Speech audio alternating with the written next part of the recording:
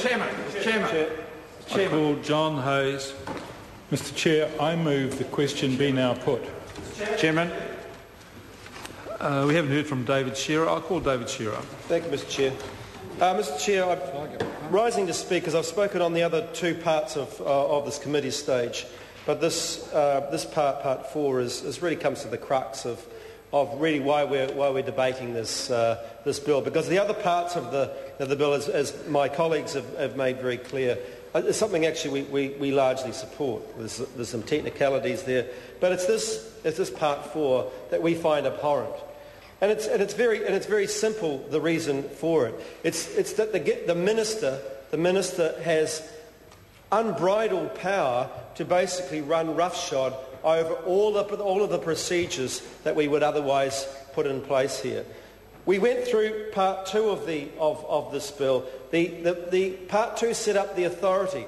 This was an authority which actually had a judge, senior judge of some 7 years standing. It had the members of that committee were also were senior as well. It had the ability to hear concerns, applications that may have come up in very, very quick time, and we supported that. It meant that we were setting up a special authority to enable that to be heard, but nevertheless we believe that was important for the Rugby World Cup to have that just in case it was needed. Part 3 set up all the procedures. The procedures were set out in some detail to make sure that the authority was able to hear the submissions, the difficulties that were coming up, so that again the proper procedures and the proper democratic process could be followed.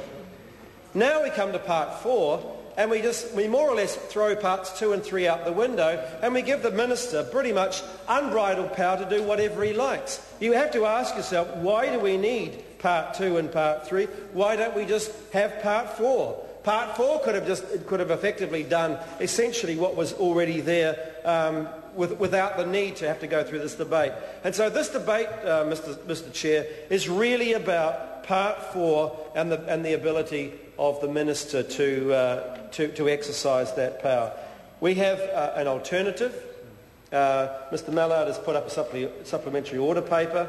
I think it is a reasonable suggestion. It is a suggestion that would remove that power. We would be able to go back to an authority that has our full confidence, has full standing, to a set of procedures which are tight and robust, even given their short time span, which they would be able to hear a case. I don't quite understand, Mr Chair, why we will need to have and to give a minister that sort of power. And as my colleague Ian Galloway was just saying, this is not just the first time. We've had the Canterbury Regional Council. We've had the situation with the earthquake, which we supported. In some ways uncomfortably supported, but we nevertheless supported. But this is a long list, Mr Chair, of things that we are finding that are progressively undemocratic. The number of information requests that we have put in that take weeks to be answered. The number of times we've had to appeal to the Ombudsman to ensure that those OIAs actually get response. We're still waiting weeks for those.